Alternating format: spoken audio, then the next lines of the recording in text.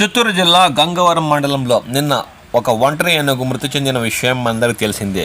దీనిపై చిత్తూరు డిఎఫ్ సుబ్బరాజు మాట్లాడుతూ విద్యుత్ షాక్ వల్లే ఏనుగు మృతి చెందినట్లు భావిస్తున్నామని ఆయన అన్నారు.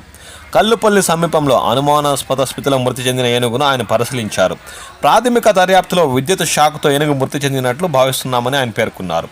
పోస్ట్ మార్టం అనంతరం పూర్తి వివరాలు వెల్లడిస్తామని ఆయన తెలిపారు. జిల్లాలో దాదాపు 60 వరకు ఏనుగులు ఉన్నట్లు ఆయన స్పష్టం చేశారు. అందరికీ నమస్కారం.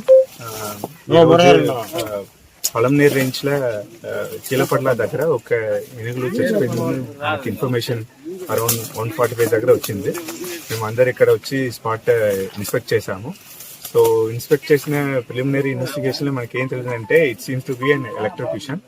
బట్ మేము ఇది గురించి ఫర్దర్ గా ఇన్వెస్టిగేషన్ చేస్తున్నాము.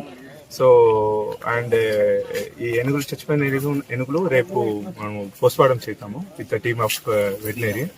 So the case is under the investigation, but whoever did this wrong and once the post mortem done then only we will get to know ఇది ఎందుకోసం జరిగింది, ఇలా జరిగింది we will get to know. Based on that post mortem we will take an action if we find some violation happen. Sir, ఇది ఒంటరి ఏనుగా లేకపోతే గుంపు ఏనుగా sir? ఇది ఒంటరి సార్ మొత్తం ఎంత ఎన్ని ఉన్నాయి సార్ ఏనుగులు ఇక్కడ? అరౌండ్ ఇక్కడ చిత్తూరు జిల్లాలో అరౌండ్ 65 ఎలిఫెంట్స్ ఉన్నాయి. ఈ ఏరియా మాత్రం అరౌండ్ 15 ఎలిఫెంట్స్ తిరుగుతున్నాయి. ఇది లోన్ టెస్కర్ సార్, ఇక్కడ చూసి మాట్లాడండి. ఇది లోన్ టెస్కర్. ఇది కూడా రెగ్యులర్ గా మేము మానిటర్ చేస్తున్నాము.